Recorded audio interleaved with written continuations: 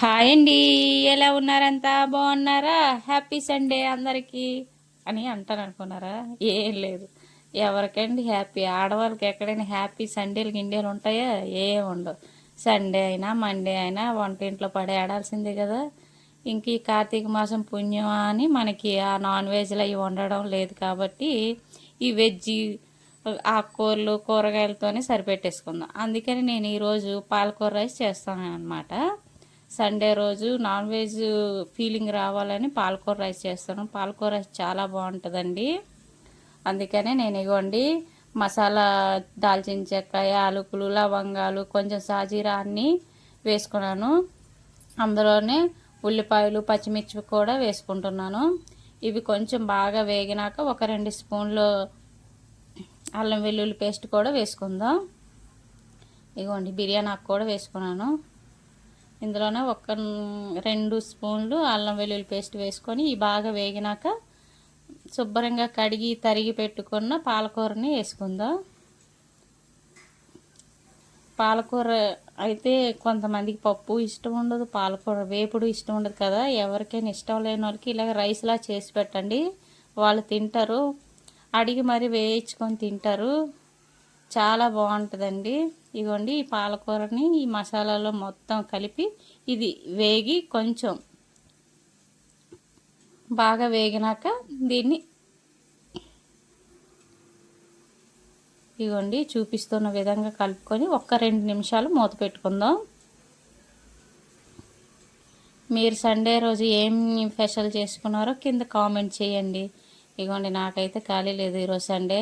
రేవంత్ అన్న కొంచెం మా ఆడవాళ్ళ మీద దయించి ఉదయం పూట నీళ్ళు ఒకన్నా ప్లీజ్, ఈ చలికాలం అన్న రోజులు ఈ చలితో లేచి ఆ నీళ్ళు పట్టుకోలేకపోతున్నాం.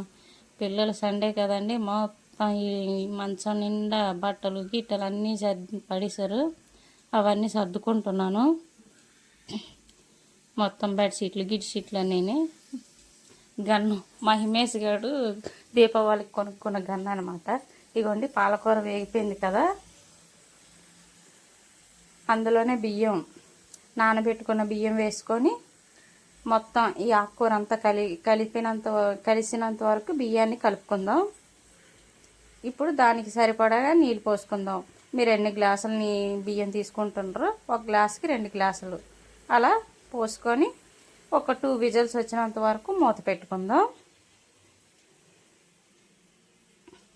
మా హిమేష్ మూత పెట్టి అంటాడు, బాగా సతాయిస్తాడు.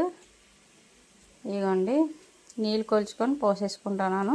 ఇందులోకి పెరుగు పచ్చడి చాలా బాగుంటుందండి, అదేనండి రైతా. ఇంకేమీ వేరే కూరలు ఏమీ అవసరం లేదు, పెరుగు పచ్చడి ఒక్కటి చాలు. పెరుగులోను కొంచెం ఉల్లిపాయలు అవి కొత్తిమీర కలుపుకొని పెట్టుకుంటే చాలా బాగుంటుంది. ఇగోండి రుచికి సరిపడినంత సాల్ట్ వేసుకున్నాను. ఇప్పుడు కుక్కర్ మీద మూత పెట్టుకొని ఒక 2 విజిల్స్ వచ్చినంత వరకు పెట్టుకుందాం.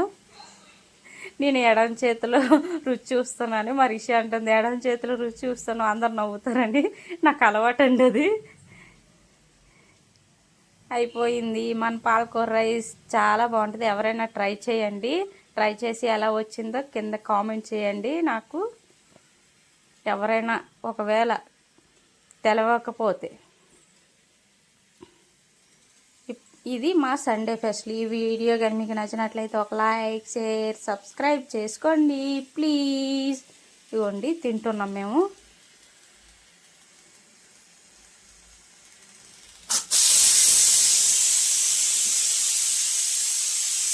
చాలా బాగా వచ్చిందండి.